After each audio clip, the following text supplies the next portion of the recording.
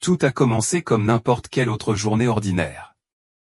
Jake, un garçon de 10 ans de l'Ohio, pédalait à vélo dans les rues paisibles de son quartier, un endroit où le poids du monde semblait lointain et éloigné.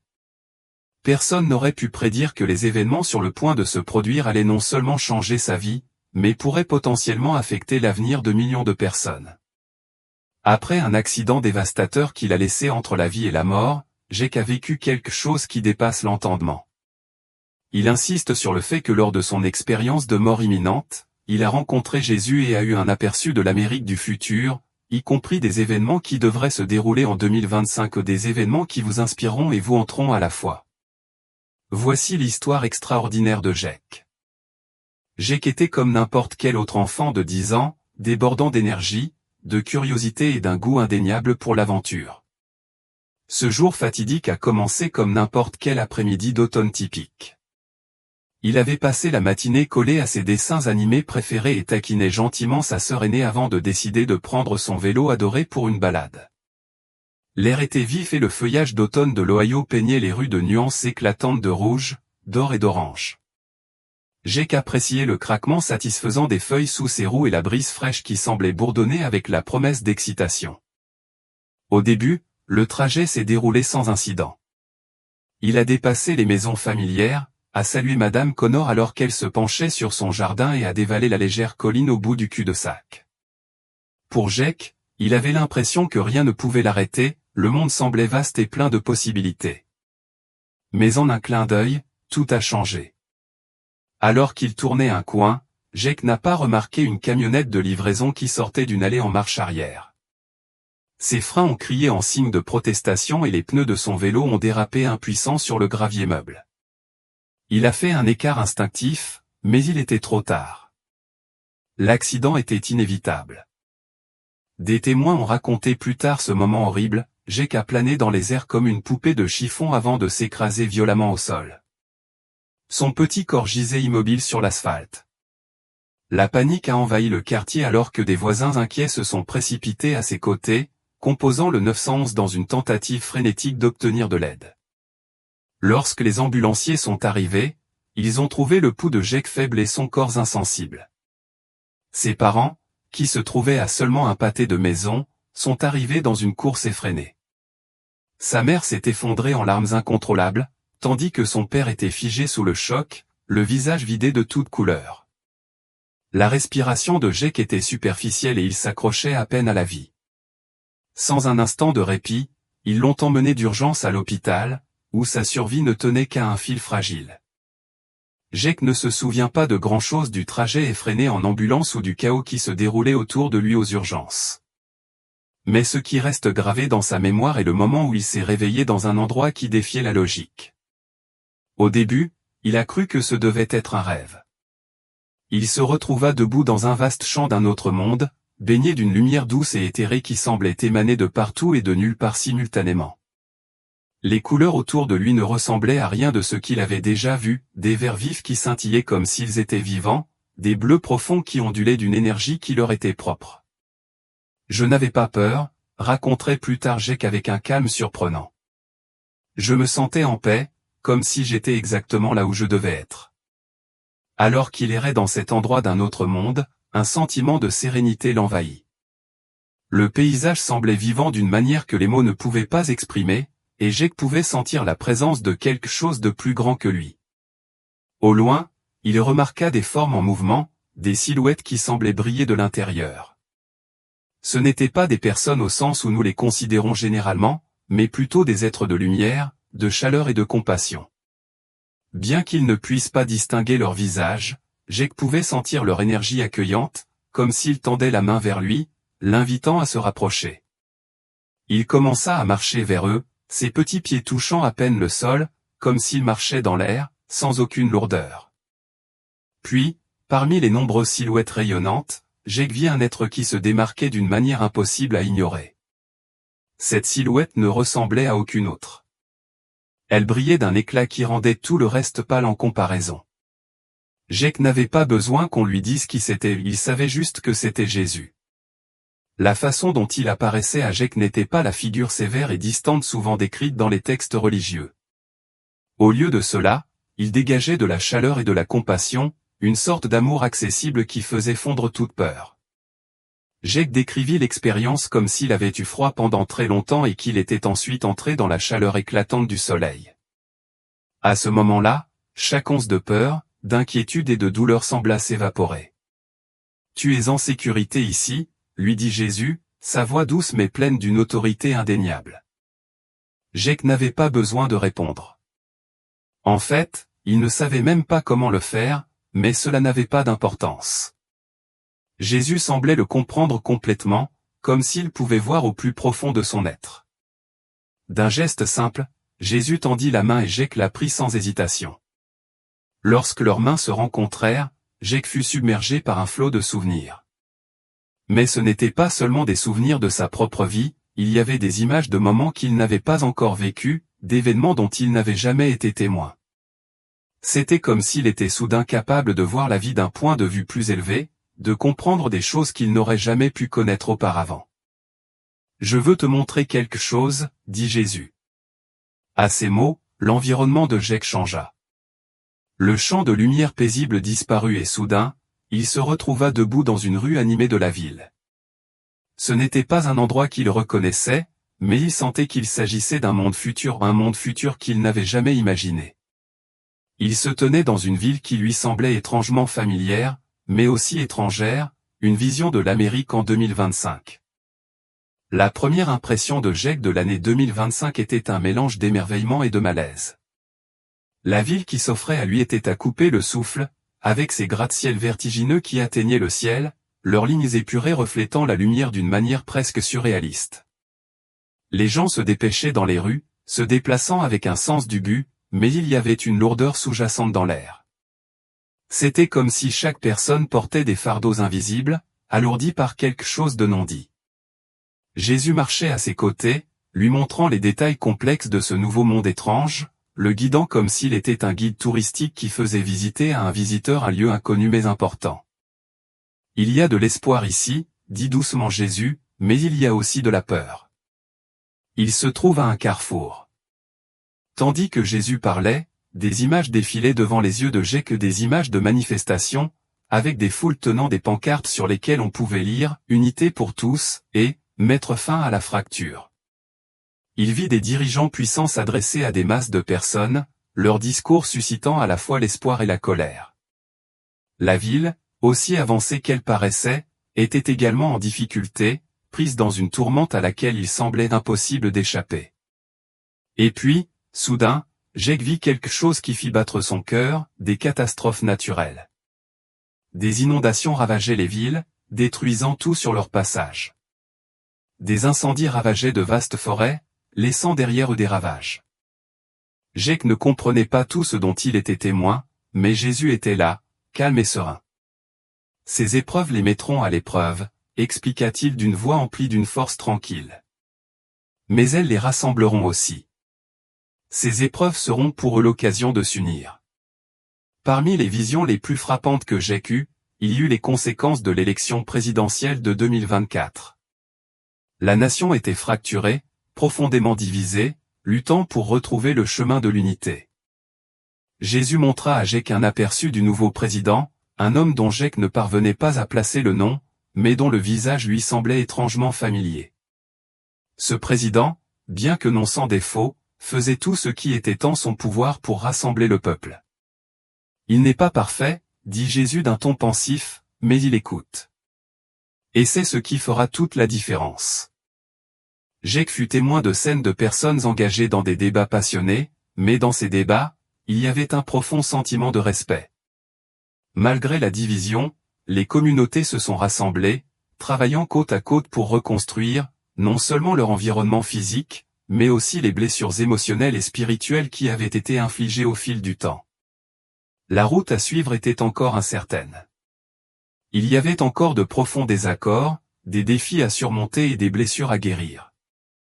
Mais Jake pouvait aussi voir des progrès, quelque chose d'indéniable, comme une lumière faible mais constante au bout d'un long tunnel sombre.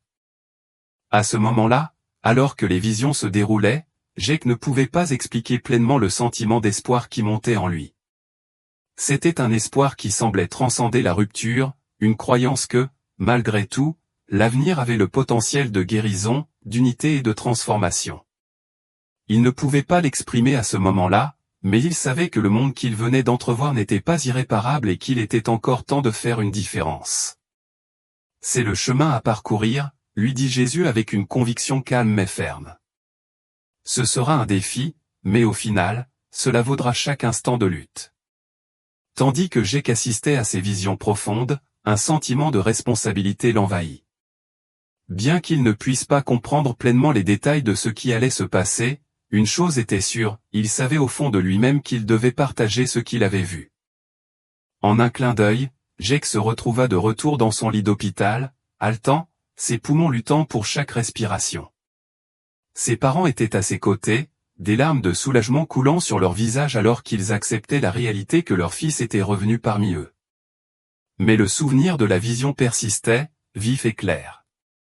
Parmi les moments les plus marquants dont Jake se souvenait, il y avait l'aperçu puissant d'une nation qui commençait à guérir ses divisions profondes et douloureuses. Jésus lui avait montré que les années précédentes 2025 étaient marquées par une colère croissante et des malentendus amers. Pourtant, au milieu de toute cette agitation, il y eut un tournant, un moment où les gens ont finalement reconnu que les combats sans fin ne pouvaient pas continuer.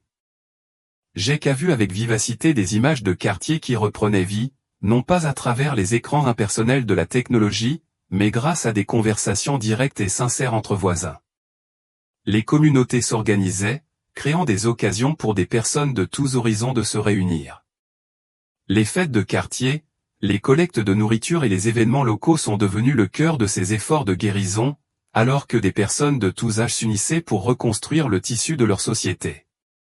Une scène en particulier a marqué Jake, un vétéran, qui avait servi à la guerre, a décidé de transformer sa propre cour en jardin communautaire. Ce qui a commencé comme un petit acte personnel de gentillesse a donné naissance à quelque chose de beaucoup plus grand, un mouvement. Il n'a pas fallu longtemps pour que d'autres suivent son exemple, créant des espaces où les gens pouvaient se réunir, travailler côte à côte, cultiver leur propre nourriture et partager leurs expériences. Jésus lui avait dit, ce ne sont pas les grands gestes qui favorisent l'unité. Ce sont les actes d'amour simples et quotidiens, répétés encore et encore. Cette vision, cependant, n'était pas entièrement sans difficulté. Jake a également été témoin de moments de tension, des débats houleux lors des réunions publiques, des désaccords féroces sur l'orientation future du pays. Mais au milieu de ces affrontements, ce qui ressortait le plus était le changement dans la façon dont les gens interagissaient. Ils n'étaient pas toujours d'accord, mais ils prenaient la décision consciente d'arrêter de crier, de s'arrêter suffisamment longtemps pour vraiment s'écouter les uns les autres.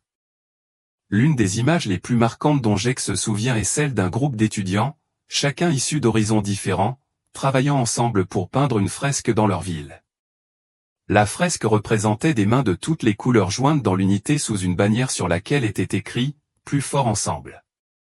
La scène était si vivante, si réelle, que Jake pouvait presque sentir l'énergie d'espoir et de détermination qui en émanait. C'était un puissant rappel que le véritable changement commence au niveau local, avec des gens ordinaires qui choisissent de s'améliorer, de travailler ensemble pour une cause commune. Un autre aspect frappant de la vision de Jake était la façon dont il voyait l'économie américaine commencer à se redresser. Jésus a révélé des usines dynamiques et des entreprises innovantes qui, bien que différentes de ce que Jake avait connu, prospéraient de manière significative et efficace. Ces entreprises n'étaient pas uniquement axées sur le profit, elles étaient animées par un sens plus profond de la mission. Les gens travaillaient sur des projets qui non seulement leur profitaient, mais contribuaient également à renforcer leur communauté et à protéger l'environnement. Jake se souvenait très bien d'une scène dans laquelle des ouvriers étaient occupés à assembler des panneaux solaires et des éoliennes dans un immense entrepôt. Jésus a expliqué que l'accent renouvelé mis sur les énergies renouvelables était devenu un moteur de cette relance économique. Des industries entières qui semblaient autrefois obsolètes retrouvaient une nouvelle vie en s'adaptant aux besoins d'un monde en mutation. Jake a vu d'anciens mineurs de charbon se reconvertir dans des rôles liés aux énergies propres, leurs précieuses compétences étant désormais mises à profit pour un avenir plus vert et plus durable. Les petites entreprises étaient également florissantes. Une histoire en particulier a retenu l'attention de Jake, une boulangerie dirigée par une mère célibataire qui avait perdu son emploi pendant la pandémie. Grâce au soutien de la communauté et à des subventions, elle a pu rouvrir sa boulangerie, qui est rapidement devenue une pierre angulaire du quartier. Le succès de sa petite entreprise ne résidait pas seulement dans le pain qu'elle cuisinait, c'était un symbole de résilience et d'espoir. Son triomphe a déclenché un effet d'entraînement d'opportunité et d'inspiration, encourageant d'autres personnes à poursuivre leurs rêves et à travailler ensemble pour construire un avenir meilleur. À travers tout cela, Jake a compris que le pouvoir de guérir les divisions, de reconstruire les communautés et de transformer l'économie n'était pas entre les mains de quelques dirigeants puissants, mais dans la volonté collective de gens ordinaires choisissant d'agir avec amour, gentillesse et détermination. La vision que Jésus lui avait montrée n'était pas seulement un aperçu de l'avenir, c'était un appel à l'action, un rappel que le chemin à suivre, bien que difficile, était aussi un chemin d'espoir, d'unité et de renouveau. L'une des révélations les plus frappantes que Jake a vécues a été le changement radical dans la façon dont les gens ont commencé à percevoir et à valoriser le travail. Il ne s'agissait plus seulement de gagner de l'argent ou de gravir les échelons de l'entreprise. Au lieu de cela, il y a eu un profond réveil collectif, un sentiment renouvelé de fierté d'avoir créé quelque chose de vraiment important. Les gens n'ont pas seulement été encouragés à penser de manière créative, mais ont été activement encouragés à innover, à penser au-delà des frontières conventionnelles. Les établissements d'enseignement, des écoles aux universités, ont adopté cette nouvelle philosophie, en se concentrant non seulement sur la préparation des étudiants à la carrière, mais aussi sur la fourniture des outils nécessaires pour résoudre les problèmes du monde réel et avoir un impact positif et tangible sur le monde qui les entoure. Dans ce monde transformé, les enseignements de Jésus sur l'équité ont eu une profonde résonance. Jake a vu des dirigeants mettre en œuvre des politiques réfléchies visant à réduire l'écart entre les riches et ceux qui ont du mal à s'en sortir. Bien que des défis subsistent, il y a eu un effort indéniable et concerté pour garantir que chaque individu ait la possibilité de réussir et de s'épanouir dans une société plus équitable. L'un des moments les plus vivants et les plus puissants de la vision de Jake est survenu lorsque Jésus l'a guidé à travers la transformation environnementale qui se déroulait à travers le pays. La scène a commencé avec des images saisissantes de dévastation, des forêts réduites à l'état de ruines calcinées, des rivières encombrées de débris et de déchets, et une faune luttant pour sa survie à cause de la négligence humaine.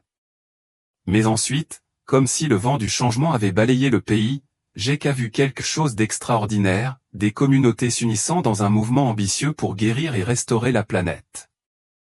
Parmi les images les plus mémorables, on peut citer celle d'un groupe d'écoliers, le visage empreint de détermination, en train de planter des arbres dans un champ autrefois stérile. Jésus a expliqué que cet acte n'était pas seulement un geste symbolique. Il s'inscrivait dans une initiative plus vaste et de grande envergure visant à reboiser le pays. Jake a vu des bénévoles de tous âges, jeunes et moins jeunes, travailler côte à côte avec des scientifiques, des écologistes et des défenseurs de l'environnement, planter des millions d'arbres et restaurer soigneusement des écosystèmes vitaux. Les rivières, autrefois empoisonnées par la pollution, regorgeaient désormais de vie grâce au retour des espèces aquatiques. C'était un puissant rappel qu'avec un effort et une vision collective, un changement profond était possible. La vision de Jake a également révélé l'ingéniosité des ingénieurs et des militants qui travaillent ensemble pour revitaliser les environnements urbains. L'un des moments les plus marquants a été lorsqu'il a vu une équipe d'ingénieurs développer un système de filtration avancé pour purifier une rivière qui traversait une grande zone métropolitaine. En quelques mois seulement, l'eau était devenue limpide et des bancs de poissons nageaient à nouveau dans ses courants. Les gens se sont rassemblés le long des rives, souriant, célébrant et ressentant un profond sentiment de fierté pour ce qu'ils avaient accompli. La transformation ne s'est pas limitée à la restauration des ressources naturelles, elle s'est également étendue à l'infrastructure énergétique du pays. De vastes champs de panneaux solaires et d'éoliennes s'étendaient à perte de vue. Jésus a expliqué que le pays avait adopté les énergies renouvelables à grande échelle, marquant un profond abandon des combustibles fossiles. Jake a pu ressentir l'effet d'entraînement que cela avait sur l'environnement, avec un ciel plus clair, une pollution de l'air réduite et un sentiment d'espoir renouvelé parmi la population. Les avantages étaient évidents, non seulement dans l'air plus pur, mais aussi dans les communautés plus fortes et plus résilientes qui avaient émergé des efforts pour exploiter les sources d'énergie durables. La gestion de la terre est devenue une pierre angulaire des valeurs de la société, mais Jake a également appris que de tels progrès n'étaient pas faciles. Ils exigeaient beaucoup de travail, de dévouement et d'importants sacrifices. Les gens devaient ajuster leur mode de vie, réévaluer leurs priorités et parfois faire des choix difficiles pour atteindre ces objectifs. Malgré les difficultés, les résultats parlent d'eux-mêmes, la planète guérit, tout comme les gens qui y vivent. L'aspect le plus profond de la vision de Jake est peut-être l'éveil spirituel qui semble se propager à travers le pays. Jésus a précisé qu'il ne s'agissait pas d'une religion ou d'une idéologie particulière, mais de personnes qui renouent avec quelque chose de plus grand qu'elles-mêmes, un sentiment d'objectif collectif et d'humanité partagée.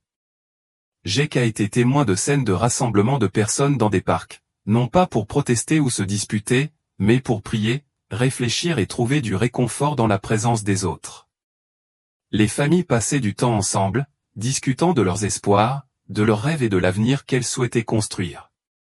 Les lieux de culte, qu'il s'agisse d'églises, de temples ou d'autres centres spirituels, étaient à nouveau remplis, non par devoir, mais parce que les gens désiraient sincèrement y être, en quête de réconfort, de communauté et d'épanouissement spirituel. L'un des moments les plus forts de la vision de Jake s'est produit lorsque Jésus lui a montré comment des personnes de différentes confessions se sont réunies à la suite d'une tornade dévastatrice. Plutôt que de laisser leurs différences religieuses les diviser, ces individus se sont unis autour de leurs valeurs communes d'amour, de compassion et d'entraide. Jake a pu constater de visu comment cet esprit de coopération a transcendé les divisions et a aidé à reconstruire une communauté brisée. C'était un témoignage du pouvoir de l'unité et un puissant rappel de ce qui peut être accompli lorsque les gens mettent de côté leurs différences pour œuvrer pour le bien commun. Ce qui a le plus marqué Jake, c'est la gentillesse débordante qui imprégnait chaque aspect de ce monde transformé. Les étrangers s'entraidaient sans hésitation, les voisins veillaient les uns sur les autres avec une attention sincère et les communautés restaient unies face à l'adversité. C'était un monde où l'empathie, la compassion et le soutien mutuel étaient les fondements de la société et où les gens comprenaient vraiment que leur humanité commune était leur plus grande force. Le chemin vers la guérison n'était pas sans difficulté. Il n'était pas sans faille et il y avait encore des moments de tension et d'incompréhension. Cependant, la trajectoire globale était celle de la croissance, de la restauration et de l'espoir. Malgré les revers occasionnels, le mouvement général était vers un avenir plus positif, où les défis étaient relevés avec résilience. L'un des aspects les plus encourageants de la vision de Jake était d'être témoin du rôle vital que les familles et les communautés jouaient dans le rétablissement de l'Amérique. Jésus a révélé à Jake que la véritable force de la nation ne résidait pas uniquement dans ses dirigeants ou ses institutions. Elle venait plutôt des gens, en particulier des liens profonds et durables qu'ils partageaient les uns avec les autres. Dans cette vision, Jake vit des familles se réunir autour d'une table, ce qui était devenu de plus en plus rare dans de nombreux foyers. Les parents consacraient plus de temps à s'engager avec leurs enfants, et les enfants, à leur tour, s'ouvraient, partageaient leurs rêves, leurs peurs et leurs espoirs sans hésitation. On mettait de nouveau l'accent sur l'enseignement de valeurs fondamentales comme la gentillesse, la patience et l'importance du travail acharné. Jésus expliqua que, dans cette nouvelle vision, les familles étaient devenues le fondement d'une société plus forte et plus unie. Jake vit une scène d'une petite ville qui avait été ravagée par une inondation. Plutôt que d'attendre une aide extérieure, les habitants de cette ville s'unirent, travaillant ensemble à la reconstruction. Ils partageaient leurs ressources aux outils, nourriture, travail et se tenaient côte à côte jusqu'à ce que chaque maison soit restaurée. Jésus attira l'attention de Jake sur une femme en particulier, qui avait tout perdu dans l'inondation. Malgré son chagrin personnel, elle refusait de rester les bras croisés. Au lieu de cela, elle préparait des sandwichs tous les jours pour les ouvriers, déterminée à ne pas laisser son propre malheur l'empêcher de contribuer à la reconstruction. Jake a observé que cet esprit d'unité ne se limitait pas aux petites villes. Dans les centres urbains, les gens se rassemblaient pour former des groupes de quartier axés sur la revitalisation de leur communauté. Ces groupes organisaient des efforts pour nettoyer les parcs, aider les personnes âgées et encadrer les jeunes à risque. Les églises et les centres communautaires étaient devenus des centres d'activités dynamiques, organisant des ateliers gratuits, des programmes de repas et même des sessions de formation professionnelle. Jésus a clairement fait comprendre à Jake que ce sont ces mouvements populaires, initiés et menés par des gens ordinaires, qui étaient les véritables héros méconnus de la reprise américaine. Alors que la vision de Jake s'étendait au-delà des frontières de l'Amérique, il a vu comment l'esprit de collaboration gagnait du terrain dans le monde entier. Jésus lui a montré comment les dirigeants de diverses nations se rassemblaient pour résoudre des problèmes qu'aucun pays ne pouvait résoudre seul. Ces réunions étaient remplies d'individus parlant des langues différentes, mais leurs objectifs communs, la paix, la durabilité et la prospérité mutuelle les unissaient dans un but commun.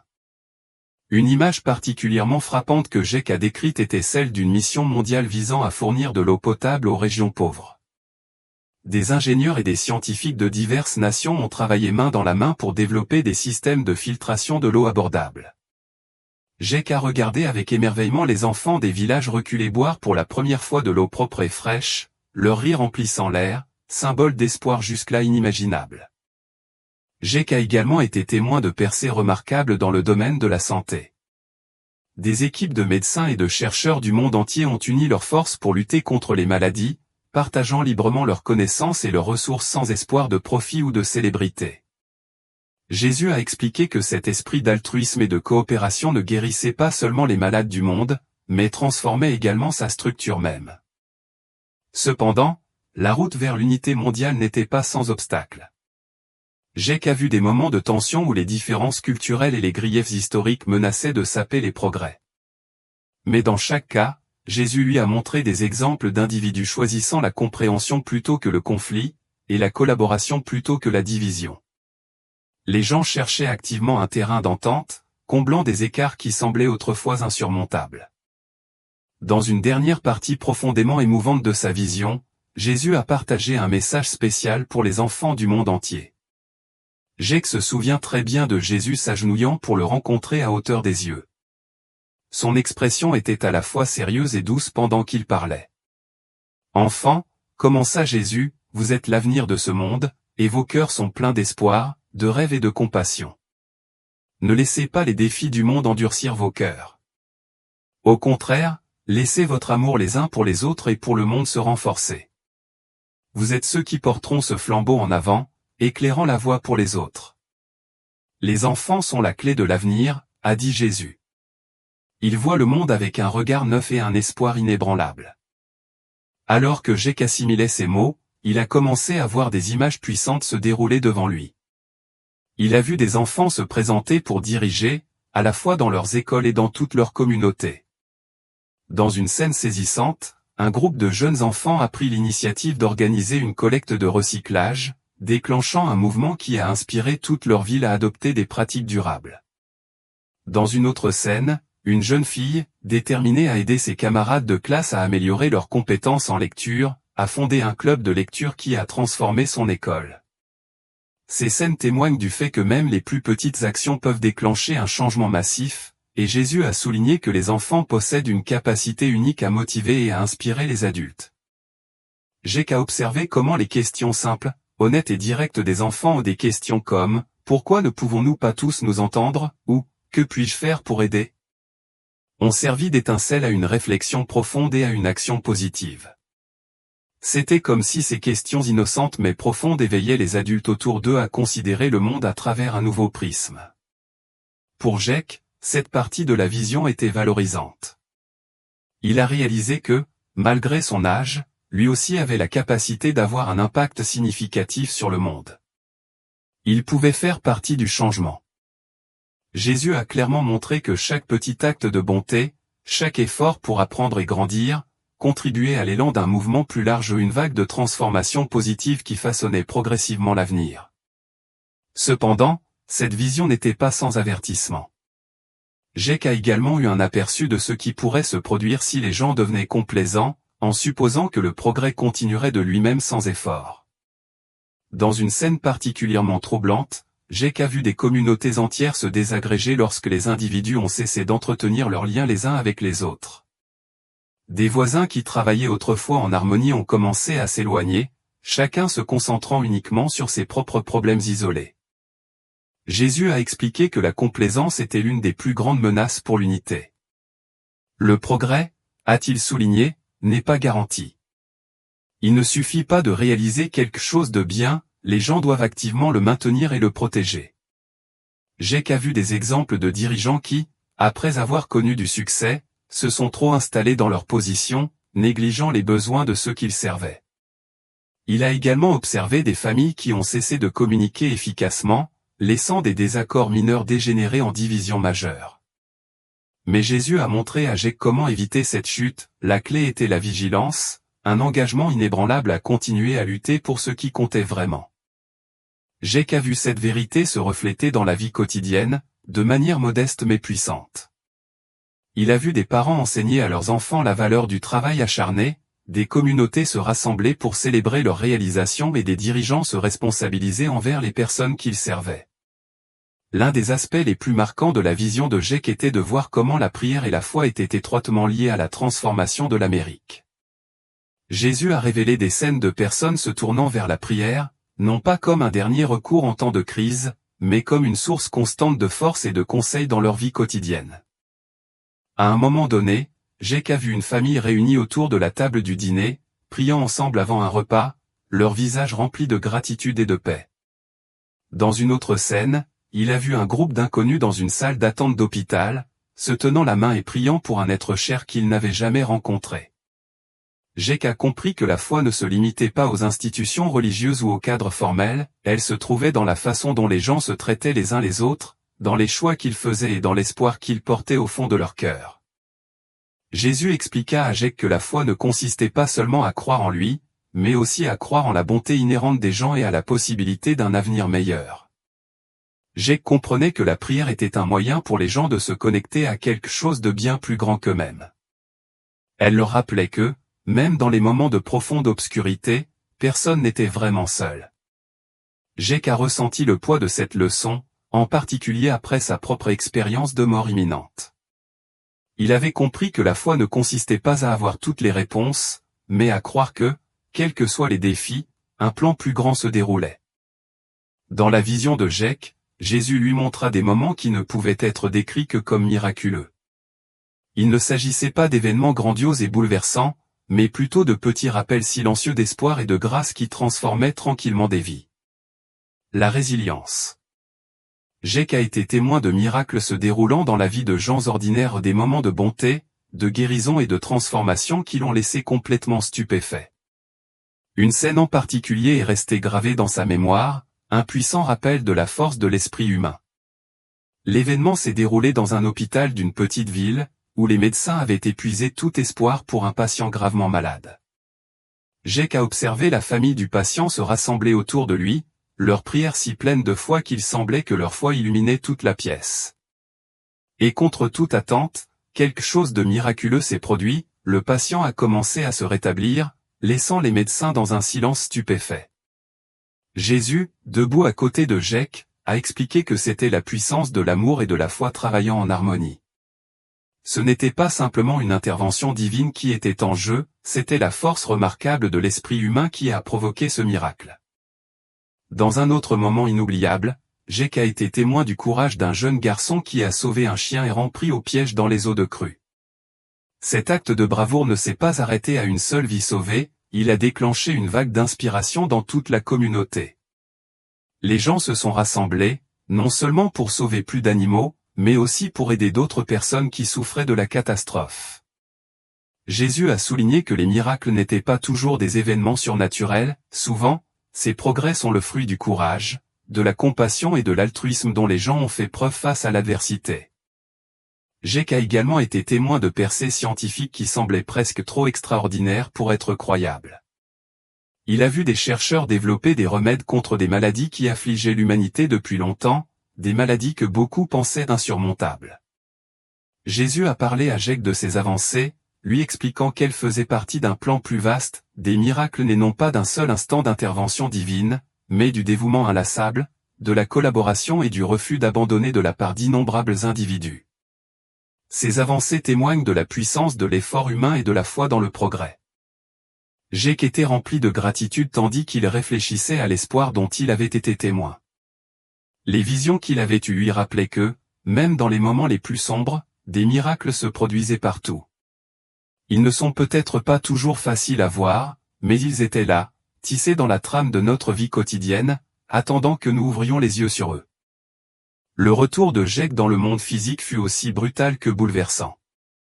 Un instant, il se tenait à côté de Jésus, contemplant les visions à couper le souffle qui se déroulaient devant lui. L'instant d'après, il fut ramené dans son corps, se sentant comme s'il avait été tiré d'un endroit chaud et réconfortant vers le chaos de l'inconnu. Ses yeux s'ouvrirent et il se retrouva dans un lit d'hôpital, ses parents pleurant de soulagement à ses côtés. La première chose dont Jake se souvint fut le son de la voix de sa mère, remplie de joie et d'émotion. Il est réveillé. Oh, merci mon Dieu, cria-t-elle, tenant sa main avec une poigne qui semblait exprimer sa peur de le lâcher un jour. Bien que son corps lui faisait mal et que son esprit était embrumé, le cœur de Jake débordait d'un profond sentiment de gratitude et d'amour. Il avait tant de choses à partager, mais les mots lui échappaient. Au fil des jours, Jake retrouva peu à peu ses forces et commença à raconter son expérience extraordinaire à sa famille. Au début, il la considérait comme un rêve, peut-être le produit de son inconscient pendant le traumatisme de son accident. Cependant, la clarté et la vivacité avec lesquelles il décrivait chaque moment les laissaient sans voix. Même le père de Jake, qui avait toujours été sceptique, se retrouva à remettre en question tout ce qu'il avait cru sur la vie, la foi et les possibilités du monde. Jake sentit le changement en lui-même, sa transformation n'était pas seulement physique. Il se sentait différent émotionnellement, spirituellement, comme si l'expérience avait allumé quelque chose en lui. Il sentit un nouveau sens de la vie qu'il ne parvenait pas à expliquer. Il n'était pas seulement un garçon qui se remettait d'un accident, il était un messager, emportant avec lui les leçons et les idées qu'il avait apprises au cours de son voyage. Il ressentait un besoin impérieux de partager les miracles dont il avait été témoin, de répandre l'espoir et la lumière auprès de ceux qui en avaient besoin. Avant l'accident, Jake était un garçon typique de 10 ans, principalement concentré sur son propre monde, son école, ses amis et sa routine quotidienne. Mais après son expérience de mort imminente, sa vision de la vie a complètement changé. Il a commencé à penser non seulement à sa famille et à ses amis, mais à toutes les personnes, même celles qu'il n'avait jamais rencontrées. Il se sentait obligé de prendre la parole lors de rassemblements religieux et d'événements communautaires, racontant son histoire à tous ceux qui voulaient l'écouter. Au début, les gens étaient sceptiques. Certains ont rejeté son expérience comme un fantasme, une création d'une imagination débordante. Mais à mesure que Jake parlait, la sincérité de sa voix et la vivacité de ses souvenirs ont commencé à convaincre les gens. Il ne racontait pas seulement une histoire, il offrait un message d'espoir, un message de quelque chose de bien plus grand que lui-même. L'expérience de Jake a également changé sa façon de vivre. Il est devenu plus patient, plus indulgent et beaucoup plus disposé à aider les autres. Ses parents et lui ont commencé à faire du bénévolat dans des refuges locaux, collectant des dons pour les familles dans le besoin. Jake a même créé un petit groupe dans son école pour encourager la gentillesse et la compréhension entre ses camarades de classe, dans l'espoir de créer un effet d'entraînement de compassion et d'unité. L'histoire de Jake, son parcours, ne s'adresse pas seulement à sa propre communauté ou même à son pays, c'est un message pour le monde. Il nous met au défi de réfléchir à notre propre vie et de nous demander, que puis-je faire pour faire la différence ? Qu'il s'agisse de tendre la main à un voisin dans le besoin, de faire du bénévolat dans votre communauté ou simplement de faire preuve de gentillesse envers ceux qui vous entourent, je crois que chaque petit acte a le potentiel de créer un changement important et significatif. Jake dit souvent, « Je ne suis qu'un enfant. Si je peux faire quelque chose, vous le pouvez aussi. » Son histoire nous rappelle que chacun d'entre nous a le pouvoir de façonner l'avenir, un choix à la fois. La vision que Jake a partagée avec d'autres n'est pas seulement un aperçu de ce qui pourrait être, c'est un appel à l'action. C'est un appel à nous tous pour nous rassembler et créer un monde meilleur et plus uni, où les miracles ne sont pas seulement observés, mais rendus réels par nos actions collectives et notre compassion.